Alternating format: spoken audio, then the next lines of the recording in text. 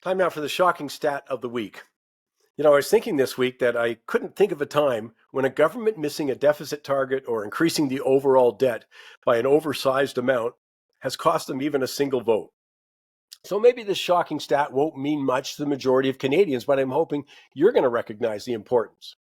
Now, look, the most prominent story in politics this week was the order in council to lower the carbon tax rate to zero.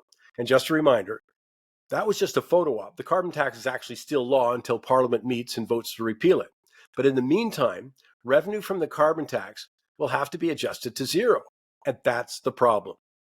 5 provinces and 2 territories use the federal carbon tax model called the federal fuel charge. The government forecasts revenue of, say, $13 billion. The federal government, $13 billion, but they promise to repay $11.7 billion. So that leaves $1.3 billion in revenues that are no longer there, but are still on the books. That's a significant hole.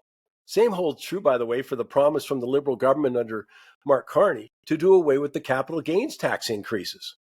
That one is more confusing, I know, because despite the fact that the capital gains tax increase was introduced over 11 months ago and defended aggressively by Prime Minister Trudeau, Chrystia Freeland, Liberal MPs, legislation was actually never introduced. It was never passed into law. So Parliament can't actually repeal it. But that didn't stop the Liberal government from including the forecast revenue from that capital gains increase into budget projections. So while the CRA acted under government order, it pretended it was the law.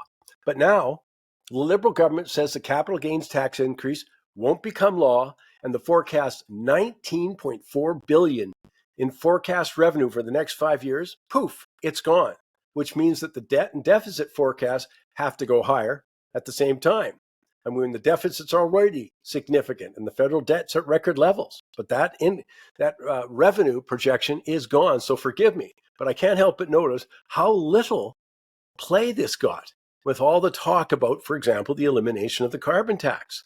I mean, with the exception of Global TV, I'll give them a pat in the back because they did a story on the lost carbon tax revenue. But so far, I haven't seen anything on the lost capital gains tax revenue, which is significant. I guess the political drama was too hard to resist, or maybe the pressure by the federal government to cover the staged photo op of the carbon tax removal. That didn't actually happen. But clearly, the financial implications can't compete with that political drama. And that speaks volumes about how far down the list finance is when it comes to media priorities.